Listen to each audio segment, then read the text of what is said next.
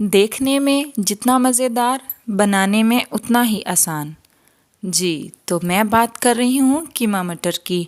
तो अस्सलाम वालेकुम, मेरा नाम है आलिया और आप देख रहे हैं Aliya Faizan Foodies. Welcome back to my YouTube channel. तो आज मैं आपके साथ शेयर करूँगी कीमा मटर की रेसिपी। तो चलें जी, स्टार्ट करते हैं अपनी रेसिपी को बनाना। सबसे पहले हमें एक प्यारी सी कढ़ाई में चाहिए कुकिंग ऑयल 4 से 5 टेबलस्पून। इसमें हम 2 मीडियम साइज़ के प्याज काट के डाल देंगे।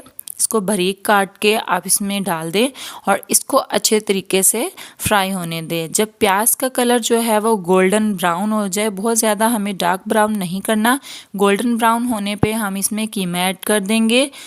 कीमा ऐड करने के बाद इसको अच्छे तरीके से हम भून लेंगे ताकि जो कीमे की स्मेल है वो ख़त्म हो जाए। तो जब कीमे का कलर जो है वो चेंज हो जाएगा तब हम इसमें लहसुन अदरक का पेस्ट ऐड कर देंगे। पेस्ट को ऐड करने के बाद हम इसको अच्छे तरीके से भून लेंगे। वो तो आप सब जानते हैं कि लहसुन अदरक के पेस्ट को अच्छी तरह भून लिया जाता है ताकि इसकी जो स्मेल है वो ख़त्म होके हमें एक बहुत ज़बरदस्त खुशबू मिल जाए। तो जनाब ये देखें, यहाँ पे मैंने लहसुन अदरक के पेस्ट को भी अच्छे तरीके से भून लिया है। अब हम इसमें 2 मीडियम साइज़ के टमाटर बारीक काट कर ऐड कर देंगे और इसको भी अच्छे तरीके से भून लेंगे ताकि जो टमाटर का कलर है वो हमें मिल जाए।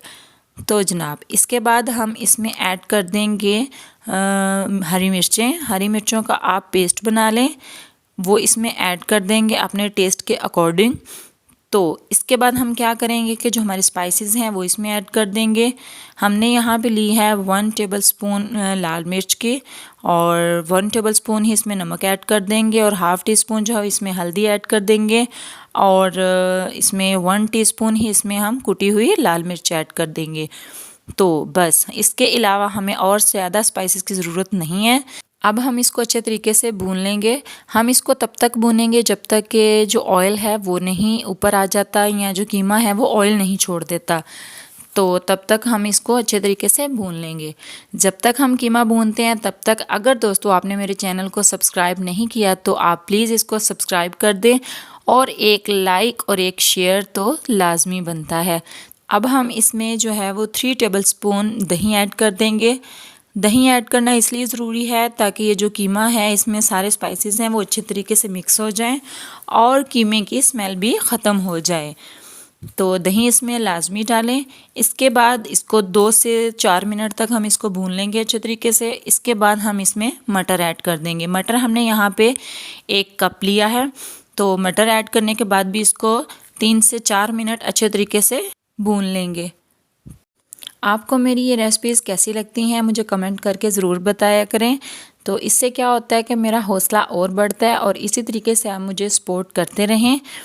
तो ये देखें माशाल्लाह से कितना प्यारा इसका कलर आया है और कितना खूबसूरत लग रहा है ये देखने में। अगर आप ये इसी तरीके से बनाएंगे तो आपको कीमा मटर बनाना बहुत ज़्यादा इजी लगेगा और आपके घर वालों को, आपके पेरेंट्स को बहुत अच्छा और बहुत मज़े का लगेगा।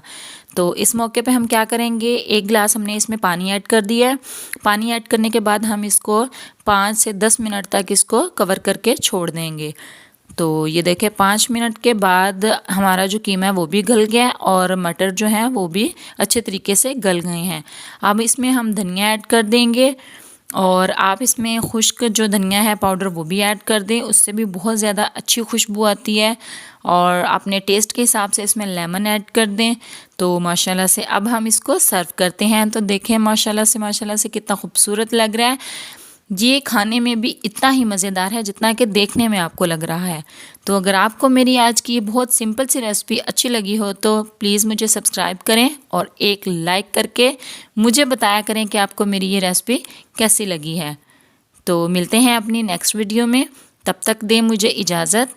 अल्लाह हाफिज़। मुझे दुआओं में याद रखिएगा। आप अपना और अपने प्यारों का ख्याल रखना। अल्लाह हाफिज़।